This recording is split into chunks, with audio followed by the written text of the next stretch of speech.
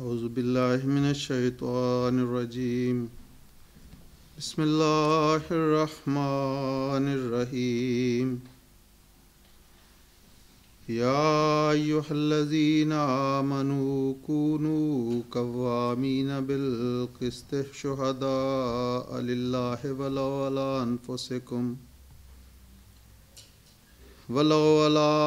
انفسکم او الوالدین والاقربین ان یکن غنیا او فقیرا فاللہ اولی بہما فلا تتبعوا الہوی ان تعدلوا وان تلووا او تعرضوا فإن اللہ کان بما تعملون خبیرا یا ایہا الذین آمنوا باللہ ورسولہ والکتاب الذی نزل علی رسولہ والکتاب الذی انزل من قبل ومن یکفر باللہ وملائکتہ وکتبہ ورسلہ والیوم الآخر فقد ضل ضلالا بعیدا ان الذین آمنوا ثم کفروا ثم آمنوا ثم کفروا ثم ازدادوا کفرا لم یکن اللہ لیغفر لهم ولا لیہدیہم سبیلا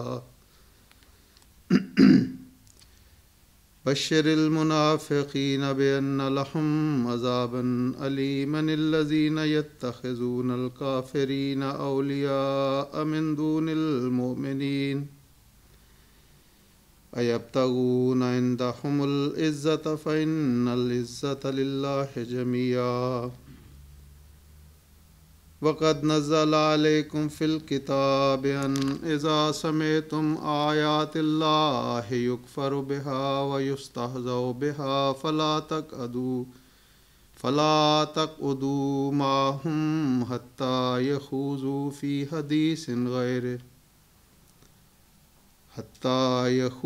في حديث غيره إنكم إذا مثلهم إن الله جامع المنافقين والكافرين في جهنم جميعا الذين يتربصون بكم فإن كان لكم فتح من الله قالوا ألم نكن معكم وإن كان للكافرين نصيب قالوا ألم نستحوذ عليكم ونمنعكم من المؤمنين فالله يحكم بينكم يوم القيامة وَلَنْ يَجْعَلَ اللَّهُ لِلْكَافِرِينَ عَلَى الْمُؤْمِنِينَ سَبِيلًا۔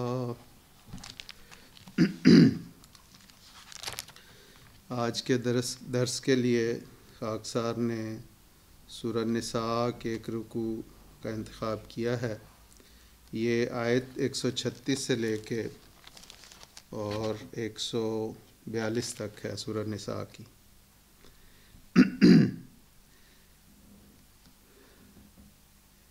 یا ایہا الذین آمنوا کونوا قوامین بالقسط، اے وہ لوگو جو ایمان لائے ہو اللہ کی خاطر گواہ بنتے ہوئے انصاف کو مضبوطی سے قائم کرنے والے بن جاؤ، خواہ خود اپنے خلاف گواہی دینی پڑے یا والدین اور قریبی رشتہ داروں کے خلاف، خواہ کوئی امیر ہو یا غریب، دونوں کا اللہ ہی بہترین نگہبان ہے۔ بس اپنی خواہشات کی پیروی نہ کرو، مبادہ عدل سے گریز کرو، اور اگر تم نے گول مول بات کی یا پہلو تہی کر گئے تو یقیناً جو تم کرتے ہو اللہ اس سے بہت باخبر ہے۔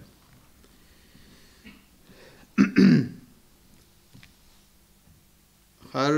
مذہب کو اپنی تعلیم کے بعض حصوں پہ، ساری تعلیم پہ بڑا فخر ہوتا ہے۔ عام دنیاوی زندگی میں ہم دیکھتے ہیں کہ انسانوں کو اپنی چیزوں پہ، جنہیں انہیں پتہ ہے کہ ہمارے پاس یہ غیر معمولی چیز ہے، بعض لوگوں کے بچے بڑے لائق ہوتے ہیں تو ان چیزوں یا اس اولاد پہ بڑا فخر کیا جاتا ہے۔ قرآن کریم کی یہ تعلیم جو عدل کے متعلق ان آیات میں دی گئی ہے یہ ایسی تعلیم ہے کہ ایسی تعلیم کسی اور مذہب میں ہمیں نظر نہیں آتی، اور اس پہ اسلام اور اہل اسلام جتنا فخر کریں اتنا ہی کم ہے۔ لیکن کسی تعلیم پر فخر کر لینا یا کسی تعلیم کے اچھے ہو جانا کوئی خوبی کی بات نہیں جب تک کہ اس تعلیم کے ماننے والے، اس کے پیروکار اس پر عمل درآمد نہ کریں۔ حضرت صلی اللہ علیہ وسلم نے اپنے اسوے سے، اپنے عمل سے، اور پھر اس کے بعد آپ کے صحابہ نے اپنے اسوے اور اپنے عمل سے یہ ثابت کیا کہ یہی وہ بہترین تعلیم ہے جس پر عمل کرنے کے بعد انسان اس دنیا میں ایک خوبصورت معاشرے کا قیام کر سکتا ہے۔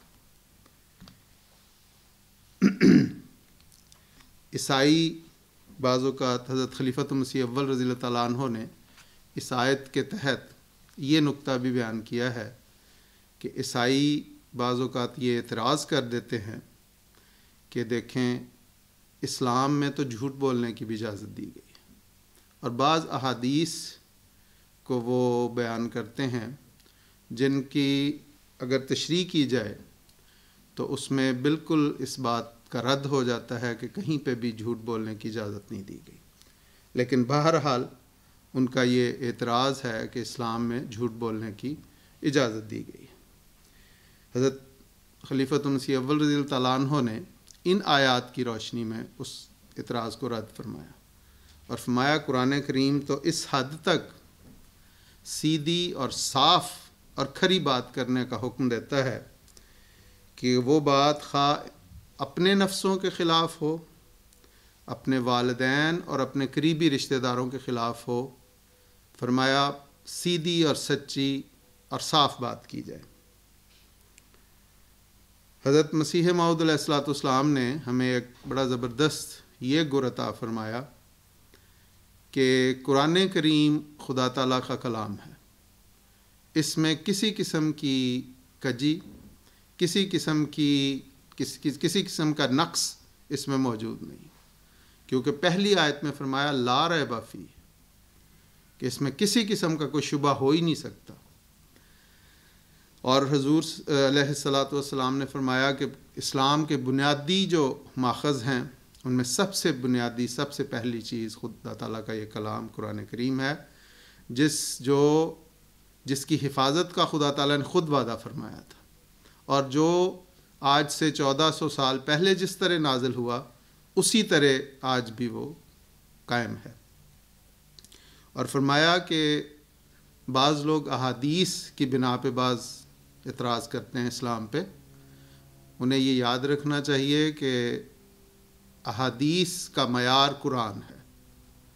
احادیث کو جانچنے کی کسوٹی جو ہے وہ قرآن کریم ہے، اور اس سے ان دونوں کے درمیان حضور صلی اللہ علیہ وسلم کا فعل ہے جس کو ہم سنت کہتے ہیں، یعنی کیونکہ قرآن کریم خدا تعالیٰ کا کلام اور اس کی تفسیر دراصل حضور صلی اللہ علیہ وسلم کا فعل اور آپ کا عمل ہے، ان دونوں میں کوئی فرق نہیں ہے۔ ہاں جو احادیث ہیں وہ حضور صلی اللہ علیہ وسلم کی وفات کے 200-250 سال کے بعد جمع ہوئیں، اور بہت پرانا بھی اگر کوئی نسخہ نکالا جائے تو وہ بھی 150 سال بعد جمع ہوا۔ ہم اپنی روزمرہ کی زندگی میں دیکھتے ہیں کہ بعض اوقات اگر ہمیں 3 دن پہلے پوچھا جائے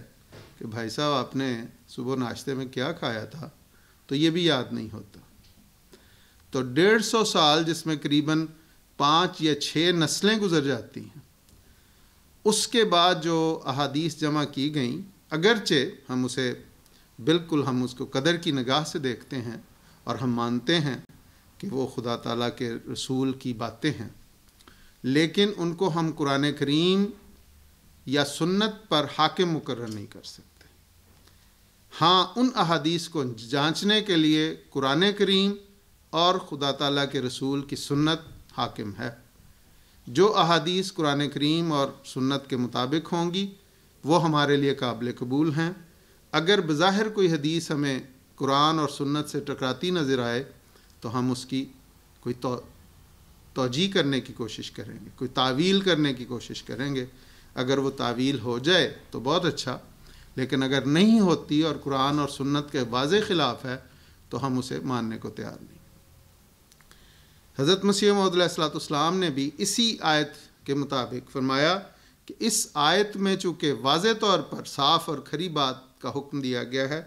تو ایسی کوئی حدیث جو اس کے خلاف ہو وہ کیسے قابل قبول ہو سکتی ہے۔ پھر حضور صلی اللہ علیہ وسلم کا اپنا جو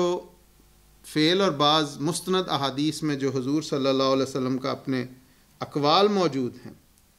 ان پہ اگر ہم غور کریں تو اس میں واضح طور پر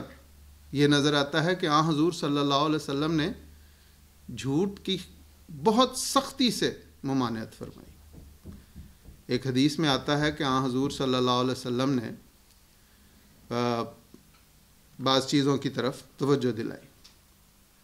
اور فرمایا کہ والدین کے ساتھ حسن سلوک کیا کرو، فرمایا نمازوں کو قائم کرو، اور احادیث میں آتا ہے کہ حضور ٹیک لگا کے بیٹھے ہوئے تھے، آپ سیدھے ہو کے بیٹھ گئے اور فرمایا تیسری بات جس کی طرف حضور نے فرمایا الا وقول الزور، یاد رکھو، غور سے سنو کہ جھوٹی بات جو ہے وہ بہت بری چیز ہے۔ بعض احادیث میں آتا ہے کہ حضور نے فرمایا کہ جو بڑے بڑے گناہوں میں سے اکبر الکبائر کا لفظ ہے، بڑے بڑے گناہوں میں سے جو چیزیں ہیں اس میں حضور صلی اللہ علیہ وسلم نے جھوٹ کو قرار دیا۔ الا وقول الزور، یاد رکھو جھوٹ جو ہے اس میں سے ایک ہے۔ اور پھر خود قرآن کریم نے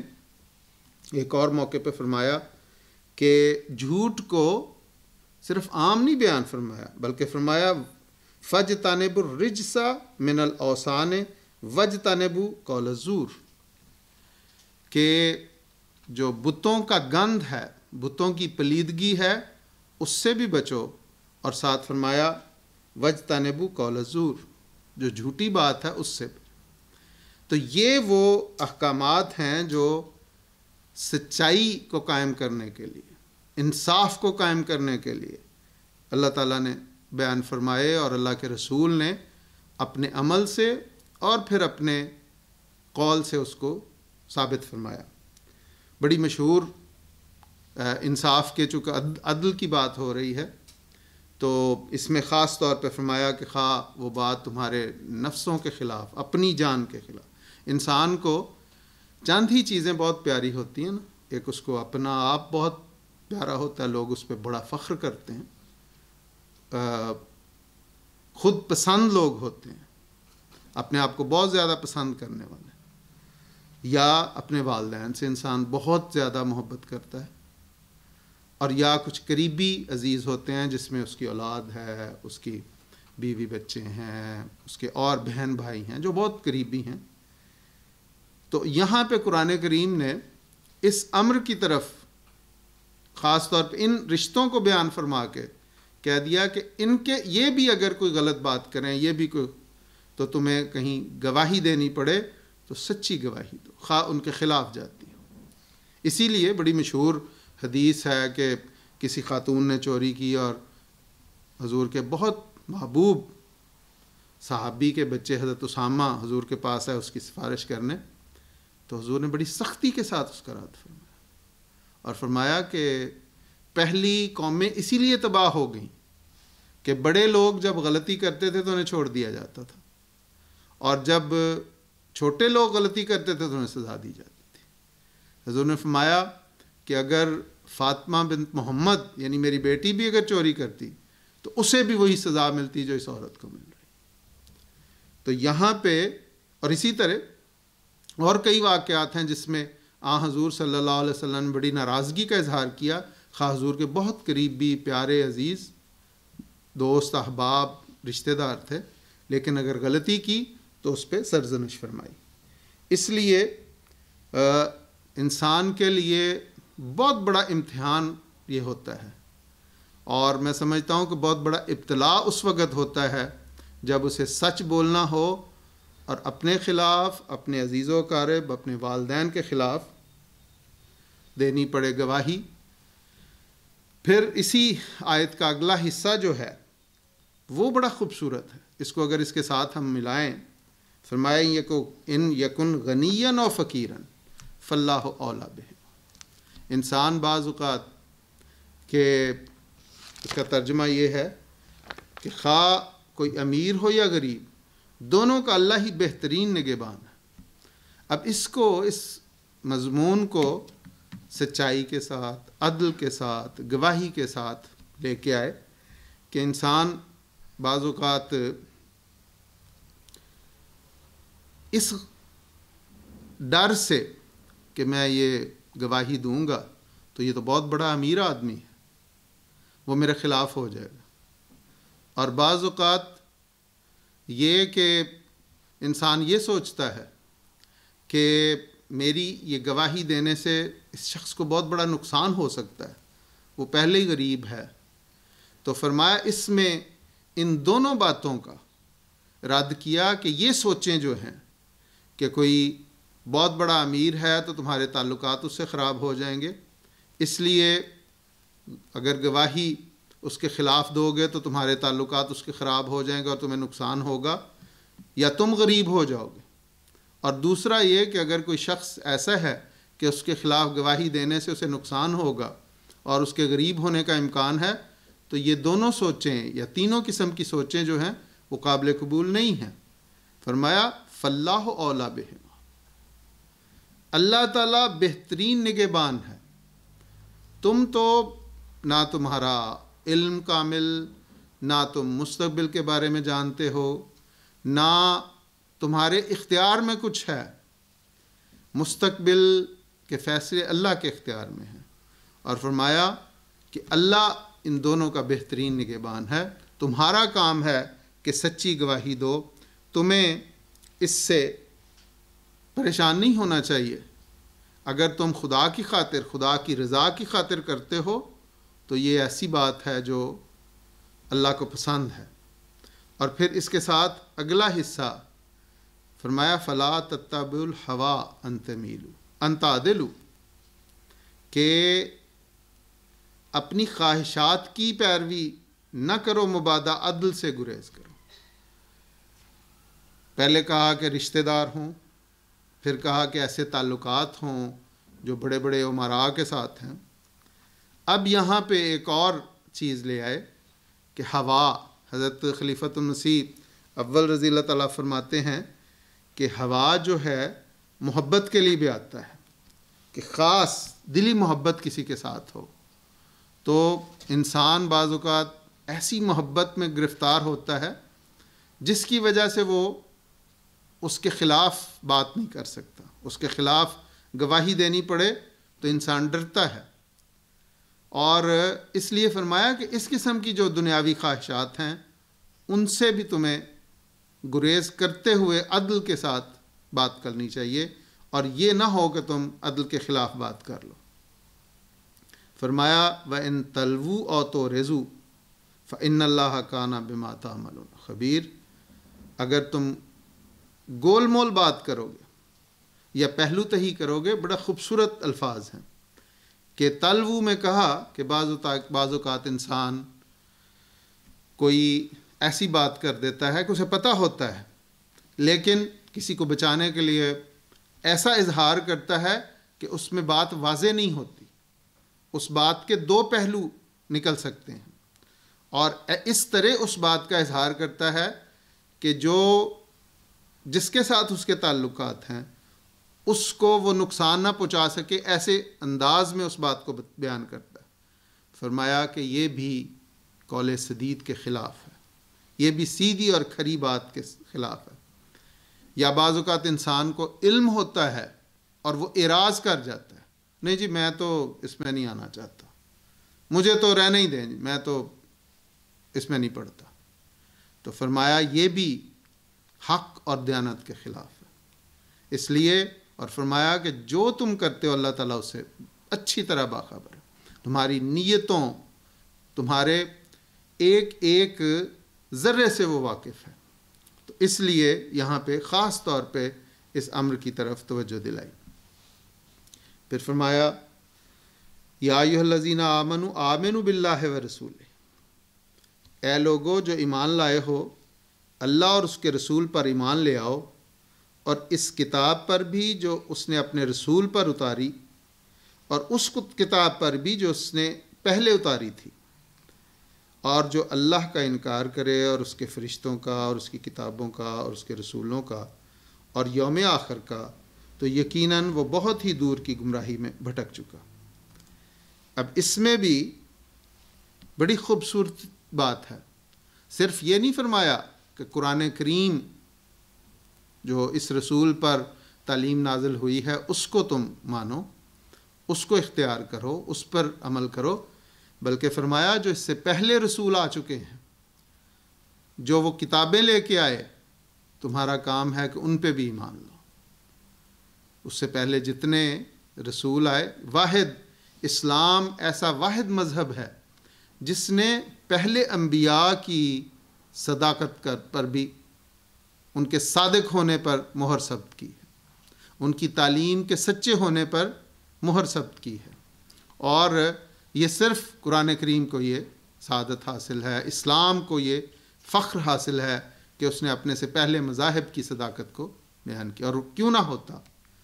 حضور صلی اللہ علیہ وسلم، حدیث میں آتا ہے کہ حضور نے فرمایا کہ میں تو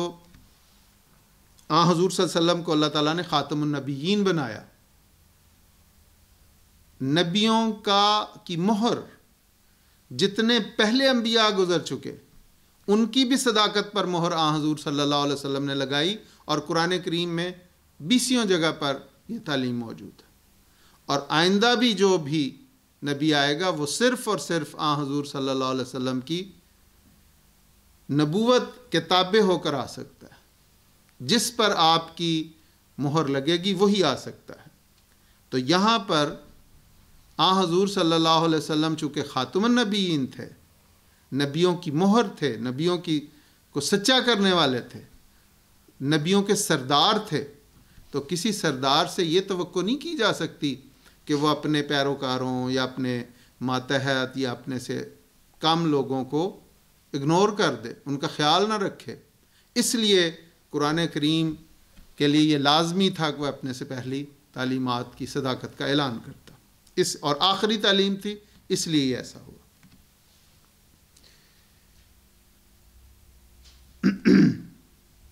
دنیا میں ہم دیکھتے ہیں کہ عام طور پر انسان کہتا ہے کہ ٹھیک ہے، اول خیش بعد درویش، کہ اپنے آپ کو دیکھو، باقیوں کو چھوڑو، باقیوں کا کوئی نہیں۔ لیکن اسلام جو ہے وہ، اس نے جیسا کہ میں نے پہلے عرض کی کہ اسلام نے کہا کہ اسلام نے اپنی صداقت کے ساتھ ساتھ پہلے انبیاء کی تعلیم اور ان کی صداقت کا بھی اعلان کیا۔ اسی طرح ایک اور جگہ اللہ تعالیٰ قرآن کریم میں فرماتا ہے وَاعْبُدُوا اللَّهَ وَلَا تُشْرِكُوا بِهِ شَيْئًا۔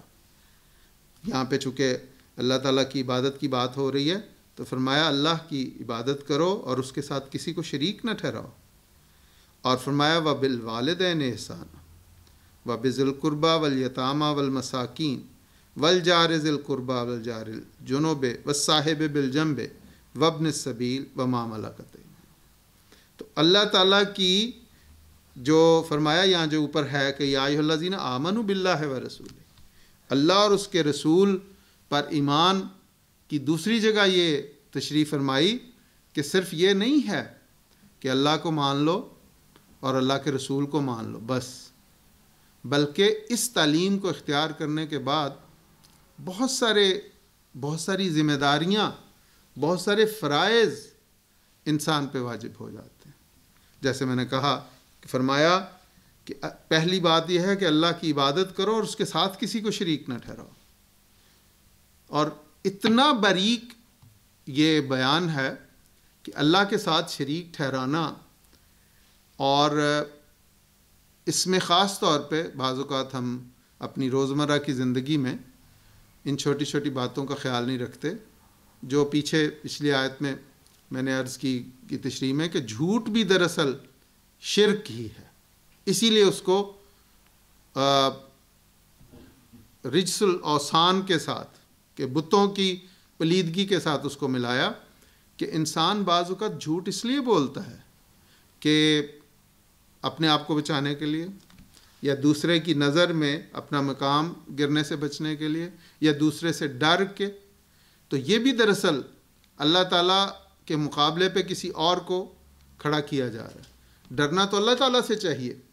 لیکن یہاں پہ انسان جھوٹ کا سہارا لے کے اپنے آپ کو بچاتا ہے۔ تو بہرحال یہ مضمون بہت لمبا ہو جائے گا، تو بتا میں یہ رہا تھا کہ اللہ نے جب فرمایا کہ اللہ پر اور اس کے رسول پر اور اس کتاب پر اور اس سے پہلے جو تعلیمات نازل ہوئیں ان پر ایمان لے کے آؤ، تو جب انسان ان چیزوں پر ایمان لاتا ہے تو بہت ساری ذمہ داریاں اس پہ پڑتی ہیں، اور قرآن کریم نے مختلف موقعوں پر مختلف مضامین بیان کیے ہیں۔ اس کی صرف ایک مثال میں نے یہاں آپ کے سامنے رکھی کہ فرمایا کہ اللہ کی عبادت اور اس کے ساتھ شریک ٹھہرانے یا اس کی تعلیمات پر عمل کرنا یا اس کی تعلیمات کو قبول کرنے کا صرف یہ مطلب نہیں ہے کہ اللہ اور اس کے رسول اور پہلے رسولوں کی کتابوں پر ایمان لے آیا جائے، بلکہ فرمایا کہ والدین کے ساتھ حسن سلوک، اور خاص طور پہ اس معاشرے میں، ویسٹرن ورلڈ میں، جہاں پہ میں سمجھتا ہوں کہ نہ والدین اپنے بچوں کی ذمہ داریوں کو اس طرح اٹھاتے ہیں جس طرح اس کا حق ہے، اور نہ پھر جب بچے بڑے ہو جاتے ہیں وہ والدین کی ذمہ داریوں اور ان کے ادب اور احترام کو ملحوظ خاطر رکھتے ہیں جس طرح کے اس کا حق ہے۔ اس لیے خاص طور پہ اس مغربی معاشرے میں تو اس کی بہت ضرورت ہے کہ اللہ تعالیٰ نے اپنے عبادت کے بعد جس چیز کو سب سے پہلے بیان فرمایا وَبِالْوَالِدَيْنِ احسانا، والدین کے ساتھ احسان۔ اور احسان کیا ہے؟ احسان کی تشریح حضرت مسیح موعود علیہ الصلوۃ والسلام نے یہ فرمائی کہ عدل یہ ہے کہ ایک شخص آپ کو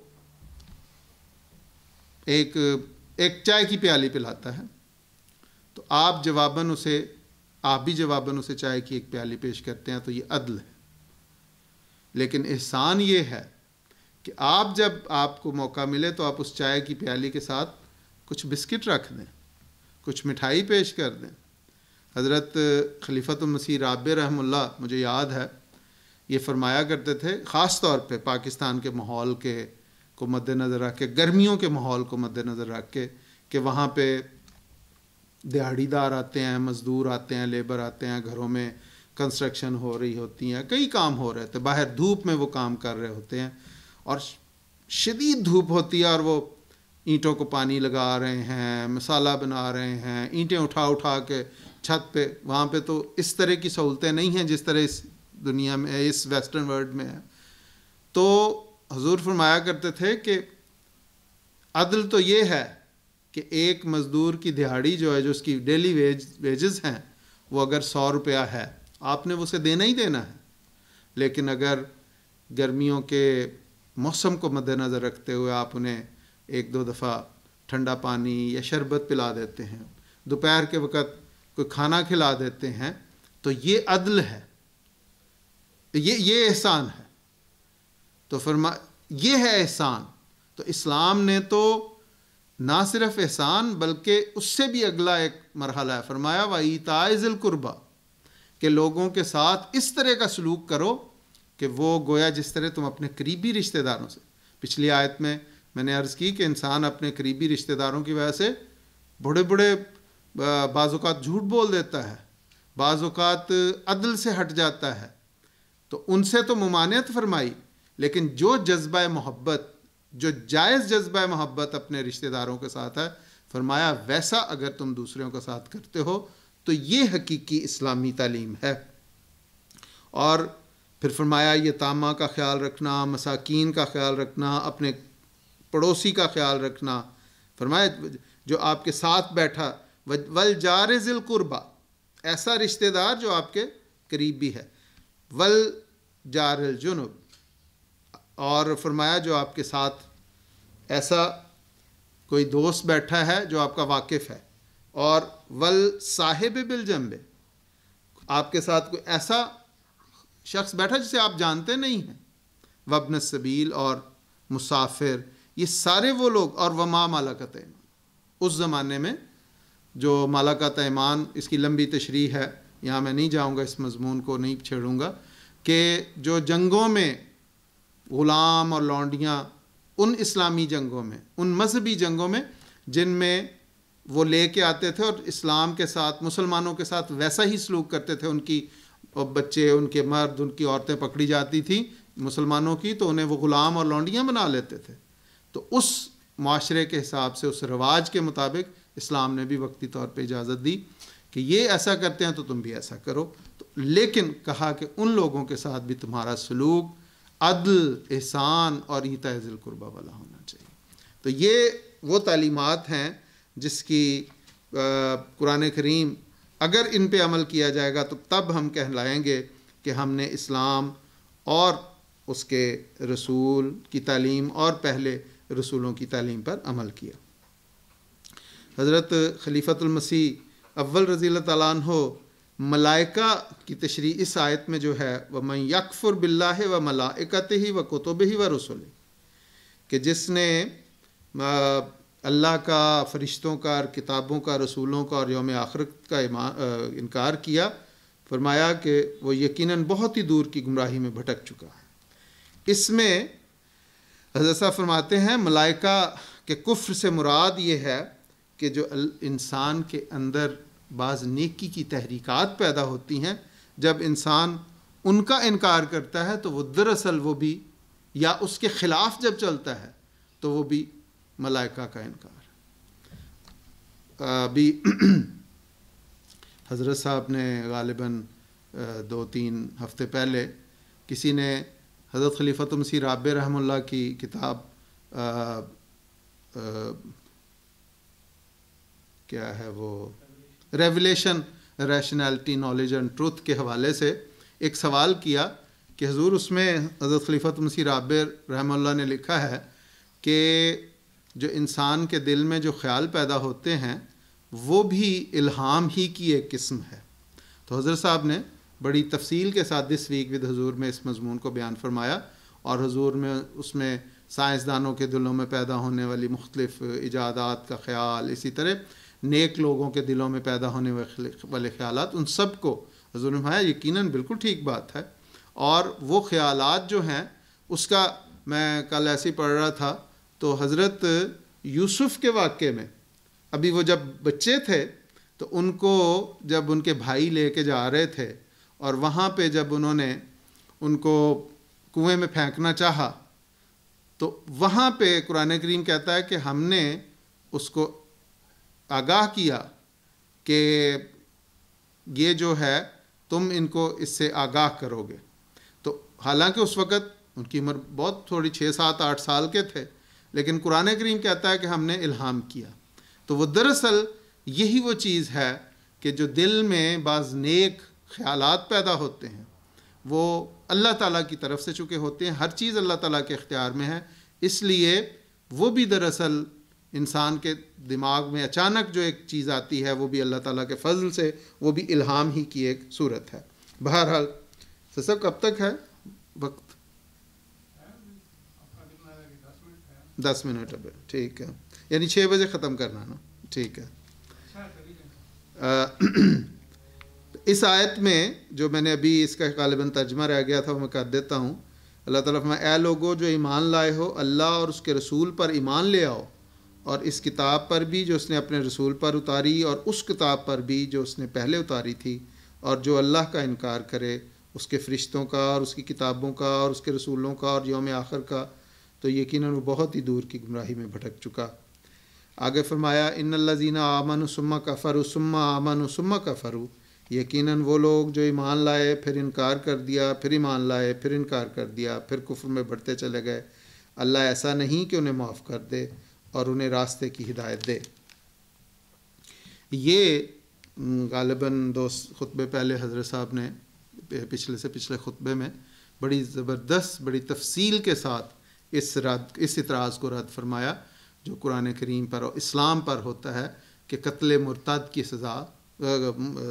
ارتداد کی سزا قتل ہے، یعنی قتل مرتد کی سزا کے رد میں حضور نے بڑی تفصیل، اس میں یہ بھی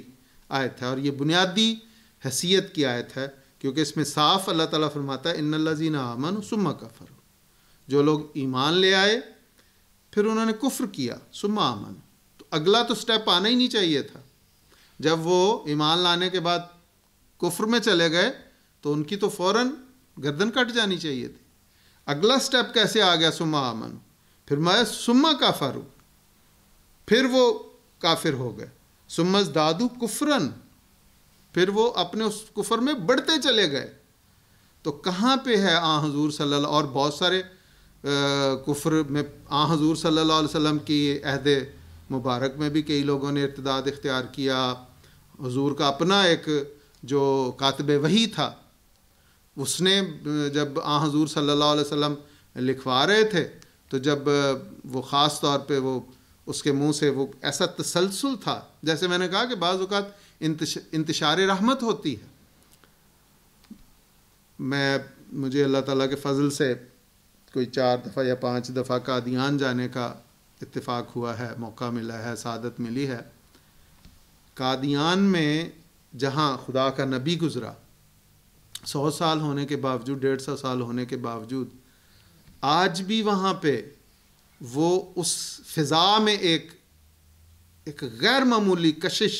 اور ایک غیر معمولی روحانی کیفیت پائی جاتی ہے۔ مجھے حضور صلی اللہ علیہ وسلم مدینہ یا مکہ جانے کا تو موقع نہیں ملا، لیکن میں سوچتا ہوں، اس وقت میں سوچتا تھا کہ وہ غلام جہاں جس علاقے میں آیا، 125 سال گزرنے کے باوجود آج بھی اس میں وہ روحانی کیفیت، وہ روحانی جذب موجود ہے۔ تو جہاں پہ آقا آیا ہوگا اس علاقے کا، اس مکان، اس کی فضا کیسی ہوگی۔ لیکن اصل بات وہی ہے کہ یہ سمجھنے کی بات ہے، ورنہ تو مکے میں بھی اور مدینہ میں بھی وہ لوگ ہیں، جس طرح حضرت صاحب نے کل کے خطبے میں فرمایا کہ رمضان میں شیطان جکڑا جاتا ہے، لیکن اس کے باوجود لوگ کرتے ہیں برے کام۔ تو دراصل یہ شیطان کے جکڑن بڑی خوبصورت، میں نے کم از کم پہلی دفعہ وہ تفسیر سنی جو حضور نے اس کی فرمائی کہ یہ دراصل ان مومنوں کے لیے ہے، ان خدا کے بندوں کے لیے جن کے متعلق اللہ تعالیٰ نے فرمایا تھا شیطان کو کہ یاد رکھو میرے جو بندے ہیں اس پہ تمہارا کوئی تسلط نہیں ہوگا۔ تو ان کی، لیکن انسان ہے، چونکہ انسان سے کئی دفعہ شیطان جو غلبہ پانے کی کوشش کرتا ہے، تو فرمایا رمضان میں تو وہ بالکل غلبہ نہیں پا سکتا، عام دنوں میں شاید وہ کبھی کسی بھٹکا لے اپنے خدا کے بندے کو بھی، لیکن رمضان تو ایسا ہے جس میں یہ کیفیت ہو ہی نہیں سکتی۔ تو بہرحال اس میں ارتداد کی بڑی زبردست دلیل اللہ تعالیٰ نے دی کہ یقیناً وہ لوگ جو ایمان لائے پھر انکار کر دیا، پھر ایمان لائے پھر انکار کر دیا، پھر کفر میں بڑھتے چلے گئے، اللہ ایسا نہیں کہ انہیں معاف کر دے اور انہیں راستے کی ہدایت دے۔ کیونکہ اور یہاں پہ حضرت خلیفۃ مسیح اول رضی اللہ تعالیٰ فرماتے ہیں کہ خاص طور پہ اس آیت میں منافقین کا ذکر ہے کہ جو جہاں پہ جس طرف وہ کوئی فائدہ دیکھتے تھے اس طرف ہو جاتے تھے۔ مسلمانوں میں کو دیکھا کہ فتح ہوئی ہے، مال غنیمت ملے گی، فوراً اپنے آپ کو ہم تو مسلمان ہیں، اور جب تھوڑا سا مشکل وقت آیا، ابتلا آئے، تو فوراً کافروں کی گود میں جا کے بیٹھ گئے، یہود کے ساتھ ساز باز کر لی، کفار مکہ کے ساتھ جا ملے اور کہا کہ دیکھو قرآن اسی میں آگے آئے گا کہ وہ کہتے ہیں کہ ہم نے تمہیں بچایا نہیں تھا، اسی لیے قرآن کی اگلی آیات میں سارا منافقین کا تفصیل بیان کی گئی ہے۔ تو شروع یہاں سے کی کہ ان کا طریقہ کار یہ ہے کہ وہ کبھی ایمان لے آتے ہیں اور کبھی پھر جاتے ہیں۔ فرمایا ایسے لوگوں کے لیے فرمایا بشر المنافقین بان لہم عذابا علیم، منافقوں کو بشارت دے دے کہ ان کے لیے بہت دردناک عذاب مقدر ہے۔ یہ کہ یعنی ان لوگوں کو جو مومنوں کو چھوڑ کر کافروں کو دوست بنا لیتے ہیں، کیا وہ ان کے قریب کیا ان کے قرب میں عزت کے خواہاں ہیں؟ بس یقیناً عزت تمام تر اللہ کے قبضے میں. یعنی بعض اوقات انسان دوسروں سے عزت تلاش کرتا ہے. بعض اوقات انسان اپنے آپ کو سمجھتا ہے کہ واہ جی میری تو فلاں ایم پی کے ساتھ بڑے اچھے تعلقات ہیں، یا فلاں جو بندہ ہے جو بڑے اونچے عہدے پہ ہے اس سے میرے تعلقات. اور پاکستان جیسے ماحول میں انسان کہتا ہے اگر کسی علاقے کے تھانے دار کے ساتھ اس کے تعلقات ہوں تو اس کے تو پاؤں زمین پہ نہیں لگتے، کیونکہ جو علاقے کا تھانے دار ہے وہ تو مالک ہوتا ہے نا، جس کو چاہے جوتے مروا دے اور جس کو چاہے نواز دے. دو ہی عہدے پاکستان میں بڑے خاص ہیں، ایک تھانے دار اور ایک پٹواری. پٹواری کے متعلق آتا ہے کہ جس کی چاہے زمین جدھر مرضی ڈال دے کوئی اس کو چیلنج نہیں کر سکتا. اور یہ واحد عہدہ ہے جس پہ پٹواری چاہتا ہے کہ میں پٹواری بھرتی ہوں اور مرنے تک اور ریٹائر ہونے تک میں پٹواری ہی رہوں. تو یہ بڑے تو ان کے ساتھ اگر کسی کے تعلقات ہو جائیں تو لوگ انسان سمجھتا ہے کہ عزت تو یہی ہے. لیکن فرمایا ان العزت للہ جمیعا، اصل عزت حقیقی عزت تو اللہ کے قبضے میں. دوسری جگہ فرمایا وَتُعِزُّ مَن تَشَاءُ وَتُذِلُّ مَن تَشَاءُ، جس کو چاہتا ہے عزت عطا کرتا ہے اور جس کو چاہتا ہے وہ ذلیل کر دیتا ہے. فرمایا وَقَدْ نَزَّلَ عَلَيْكُمْ فِي الْكِتَابِ، اور یقیناً اس نے تم پر کتاب میں یہ حکم اتارا ہے کہ جب تم سنو کہ اللہ کی آیات کا انکار کیا جا رہا ہے یا ان سے تمسخر کیا جا رہا ہے تو ان لوگوں کے پاس نہ بیٹھو یہاں تک کہ وہ اس کے سوا کسی اور بات میں مصروف ہو جائیں. ضرور ہے کہ اس صورت میں تم مان ان جیسے ہی ہو جاؤ. یقیناً اللہ سب منافقوں اور کافروں کو بہت جہنم میں اکٹھا کرنے والا ہے. اب اس میں بھی منافقین کی ہی خاص طور پہ کہ بعض اوقات انسان اس کے متعلق حضرت مسیح موعود علیہ السلام کا بڑا خوبصورت واقعہ آتا ہے کہ حضرت خلیفۃ مسیح اول اور بعض اور صحابہ کسی میٹنگ کے لیے گئے جس میں دوسرے مذاہب کے لوگ بھی تھے، اور وہاں پر حضرت صلی اللہ علیہ وسلم کے خلاف باتیں کی گئیں. اور جب حضور حضرت مسیح موعود علیہ السلام کو پتہ چلا تو آپ ان صحابہ سے بہت ناراض ہوئے اور فرمایا کہ آپ کو چاہیے تھا کہ وہاں سے اٹھ کے آ جاتے، کیونکہ قرآن کریم کا واضح یہ حکم ہے کہ جب خدا اور اس کے رسول کے متعلق استہزاء ہو رہا ہو، ان کے خلاف باتیں کی جا رہی ہوں تو وہاں سے اٹھانا چاہیے. اور لیکن اس میں ایک بڑی خوبصورت تعلیم دی. ان کا بائیکاٹ کرنے کا حکم نہیں ہے، ان کو بالکل چھوڑ دینے کا حکم نہیں ہے. اگر ان کو چھوڑ دیا جائے تو ان کی اصلاح کیسے ہوگی؟ بعض بزرگ بیان کرتے ہیں کہ حضرت مسلم اور رضی اللہ تعالیٰ عنہ کے عہد مبارک میں بڑی سزائیں ہوا کرتی تھیں لوگوں کو اور بڑا سخت ماحول تھا، تو کئی لوگوں کو اخراج کی سزا بھی ہو جاتی تھی. مقاطع کی ایسی سزا ہے جس کے متعلق جو اخراج سے کم ہے لیکن اس میں ہے سخت کہ اس میں نظام جماعت سے تو نہیں نکالا جاتا، لیکن اس میں یہ ہوتا ہے کہ پابندی لگ جاتی ہے کہ اس کے ساتھ باتیں نہیں کرنی، کسی نے اس کے ساتھ کلام، اور اس کی بنیاد قرآن کریم پہ ہے. جنگ تبوک کے موقع پر حضرت کعب بن مالک اور دوسرے دو صحابہ جو تھے ان کو مقاطع کی سزا ہوئی اور صحابہ نے ان کے ساتھ بول چال بند کر دی. تو لیکن اس زمانے میں بات یہ بیان کر رہا تھا تو حضرت صاحبزادہ مرزا بشیر احمد صاحب رضی اللہ تعالیٰ عنہ جو حضرت مسلم موعود کے دست راست آپ کے خاص آپ کے بھائی چھوٹے تھے اور جن کے متعلق کسی قسم کا کوئی شبہ نہیں ہو سکتا تھا، وہ ایسے لوگوں کو جن کو اس قسم کی سزا ہوتی تھی ان کو اپنے قریب اس لیے کرتے تھے کہ انہیں سمجھانے کے لیے، انہیں بتانے کے لیے کہ تمہیں سزا ہوئی ہے، تمہارا یہ کام ہے کہ تم اس طرح آئندہ اس طرح بچو اس سے. تو یہ بڑی ضروری چیز ہے اور اس کا استدلال اس آیت سے ہوتا ہے کہ اگر کسی میں کوئی برائی دیکھتے ہو تو تمہارا کام ہے کہ وقت جب وہ اگر وہ گالیاں دے رہا ہے تو اس وقت اس کے پاس جانے کی ضرورت نہیں ہے، لیکن جب وہ ماحول ٹھنڈا ہو جائے تو پھر ان کو سمجھانا بھی ضروری ہے. حضور صلی اللہ علیہ وسلم طائف گئے، پتھر مارے صاحب وہاں کے اوباش ہونڈوں نے، لیکن حضور صلی اللہ علیہ وسلم نے ان کے لیے دعا ہی کی اور ان کی ہدایت کی دعا کی. آخری آیت ہے الذین یتربصون بکم، یعنی ان لوگوں کو جو تمہارے متعلق بری خبروں کا انتظار کر رہے ہیں. یہ اوپر جو ہے کہ اللہ تعالیٰ منافقین اور کافروں کو جہنم میں اکٹھا کرنے والا ہے. آگے اس کی تفصیل بتائی. کون سے منافق و کفار؟ فرمایا الذین یتربصون بکم، یعنی وہ لوگ جو تمہارے متعلق بری خبروں کا انتظار کر رہے ہیں، ہر وقت اسی تاڑ میں ہیں کہ نقصان پہنچے، جماعت کو نقصان پہنچے، یہ ہو جائے، ان کو بری خبروں کی. پس اگر تمہیں اللہ کی طرف سے فتح نصیب ہو تو کہیں گے کیا ہم تمہارے ساتھ نہیں تھے؟ اور اگر کافروں کو فتح میں سے کچھ نصیب ہو تو ان سے کہتے ہیں کیا ہم نے تم پر پہلے غلبہ نہیں پایا تھا اور تمہیں مومنوں سے بچایا نہیں؟